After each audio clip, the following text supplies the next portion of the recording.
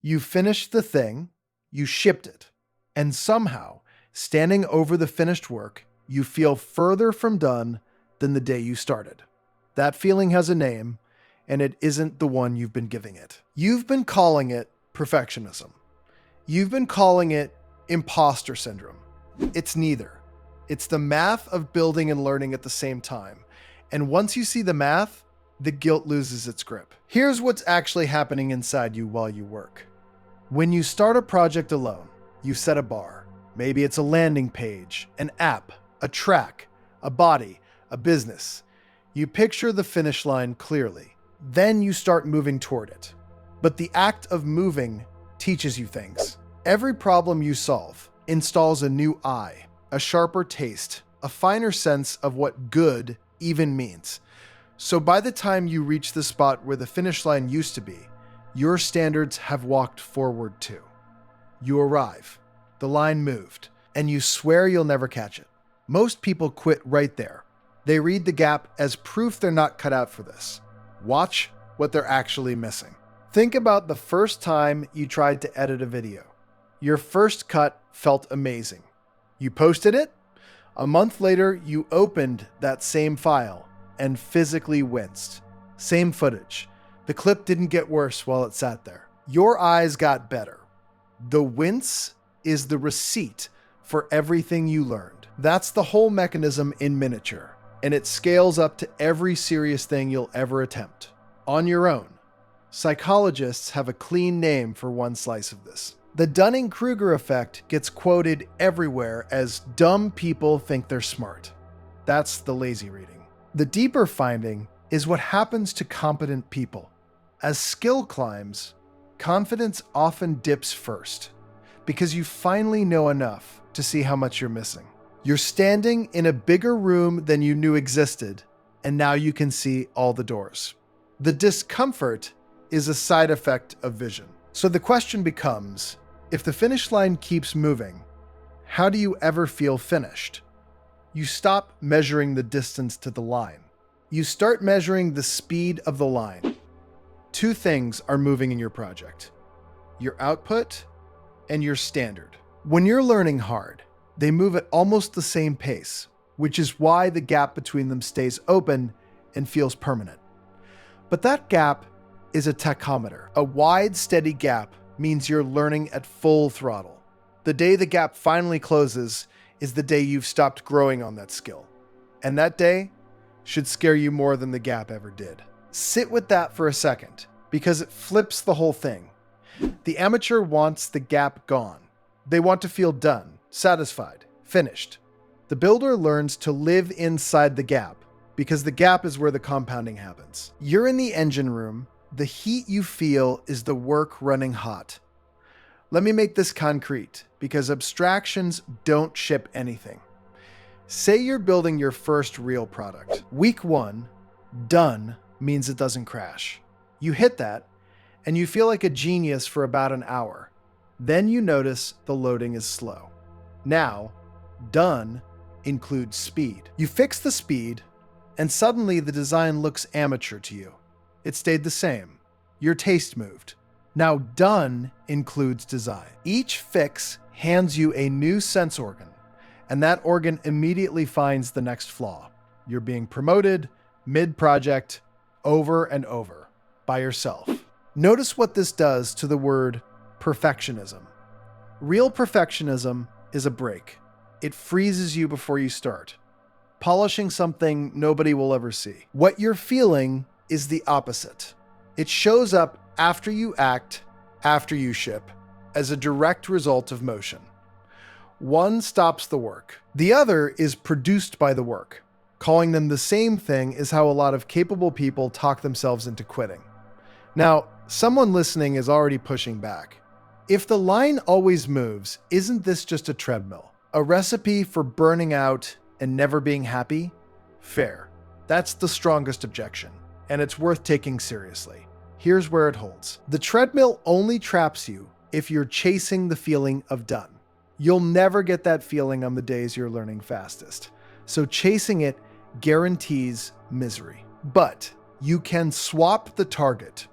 Aim at I'll be proud of how fast I'm rising, instead of, I'll be happy when this is finished. That target you can actually hit every single week while the work itself stays gloriously unfinished. The burnout comes from grading yourself against a line that was designed to move, and then hating yourself for the result. There's a practical move buried in here, and it separates people who build for 10 years from people who flame out in 10 weeks. You have to learn to ship at the standard of your past self while building at the standard of your future self. Those are two different people living in your head. The future self sets the direction. Keep it. It's your compass. But you let the past self call done on what ships today. The version you would have killed for 3 months ago is good enough to release now. Put it out. Let strangers touch it. Then keep climbing in private, where the climbing belongs. This is the discipline almost nobody talks about because it sounds backwards. You ship things you've already outgrown on purpose.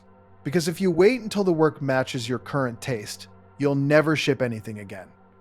Your taste sprints faster than your hands ever will. The releasing and the rising run on 2 separate clocks, and the people who win run both at once. There's a trap on the other side of this too, and it's worth naming before you fall into it. Some people here ship the outgrown version and turn it into an excuse.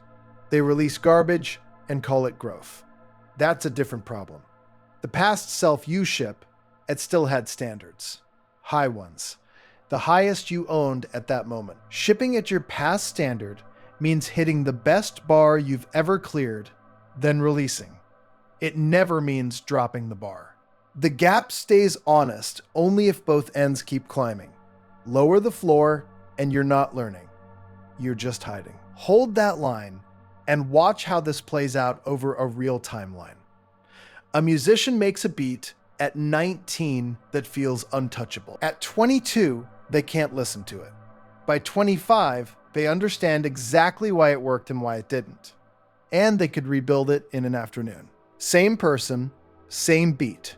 They climbed a mountain standing still, just by making the next thing and the next, each one teaching their ear something the last one couldn't. Wait until you feel ready and there's no catalog at all. No 19-year-old beat to wince at. No 25-year-old ear to wince with.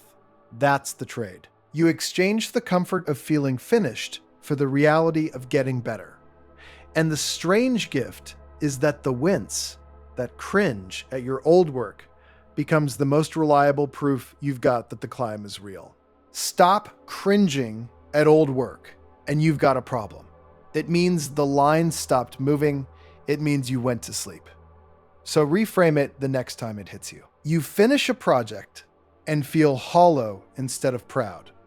The old story says you're a perfectionist who can't enjoy anything, or a fraud who got lucky. The truer story is simpler and a lot more useful. You grew while you built. Your standards grew faster, and the ache you feel is the sound of your own ceiling lifting. That ache is the most honest feedback in your whole life. It can't be faked, bought, or borrowed. You earn it by moving. Here's the part that actually changes how you work tomorrow. Quit auditing your projects for whether they're done. Audit them for whether they're moving. Did this thing teach you something the last one couldn't? Did your bar rise while you built it? If yes, you're winning, regardless of how unfinished it feels in your hands. The unfinished feeling is a readout on your growth, and on the days it screams the loudest, you're learning the most. Try one experiment this week. Pull up something you made 6 months ago. A project, a draft, a workout log, a pitch. Look at it with the eye you have now. List every flaw you can see. That list isn't a list of your failures. It's an inventory of everything 6 months installed in you for free while you weren't watching. Then ask the harder question, what will the version of you 6 months from now see in the work you're proud of today? That second list already exists. You just can't read it yet. The whole point is to keep building until you can. There's a freedom waiting on the far side of this that's hard to describe until you feel it. When you stop needing the work to feel finished, you stop needing permission to start. You stop waiting for the moment you're ready because you finally understand that ready is a direction you face, not a place you arrive. The whole game opens up. You can begin the thing that scares you, knowing the gap will appear, and knowing the gap belongs there. The people you admire didn't escape this. They built a relationship with it. They learned to read the gap as fuel, to ship the outgrown version, to keep the cringe as a compass, and to chase their own rate of climb instead of some flat horizon that was never going to sit still. They're still unfinished too. They've just stopped mistaking unfinished for unworthy. So stop trying to catch the line. The line is supposed to run. Your job was never to reach it. Your job is to keep moving and let the gap clock your growth for the rest of your life. The day you finally feel done is the day you've quietly agreed to stop. Refuse that day. Stay in the gap. That ache in your chest when the work falls short of your eye is your own future, knocking to be built.